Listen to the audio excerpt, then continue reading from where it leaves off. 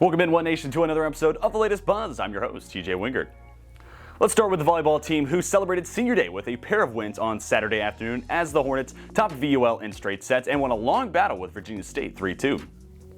Now Lynchburg is set to host Virginia Wesleyan on Wednesday evening, who sits atop the ODAC standings, all while Lynchburg sits in 6th place.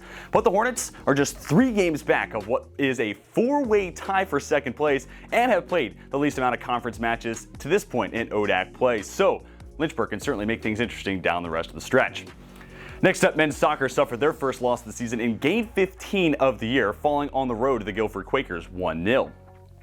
But Lynchburg would get right back on track on Saturday afternoon, taking down Bridgewater 1-0, with the game winner scored by Zach Whelan coming in at 59th.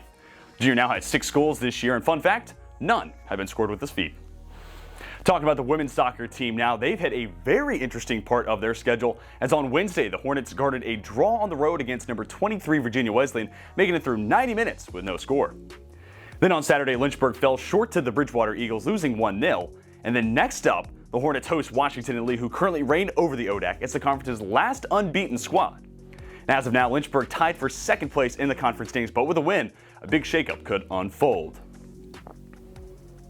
Moving on to field hockey now, Lynchburg extended its win streaks to 5 consecutive W's after collecting road wins at Virginia Wesleyan by a 5-0 margin, and then at Mary Washington, besting the Eagles 3-1.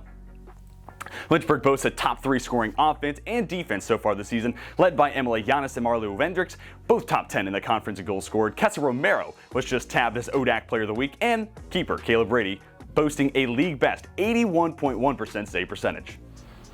Pivoting to Equestrian now, who continues to enjoy a very strong start to the IHSA season after collecting a victory at the WNL IHSA.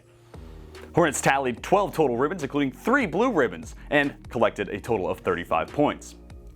Alexandria Russell, Hope Jordan, and Joseph Gaddy won the blue ribbons for Lynchburg, while Margaret Stell won 2nd in intermediate flat, Ava Jackson came in 2nd in the limit flat, all while Iris Mosley won 2nd in the novice flat. Now jumping in the pool, Lynchburg swim teams had a dual meet at Mary Washington last Friday, with the men falling short 175-87 and the women losing to the Eagles 185-77. But despite those results, the ODAC recognized a pair of freshman swimmers in Ahmad Woodson and Reagan Leach as the men's and women's swimming athletes of the week.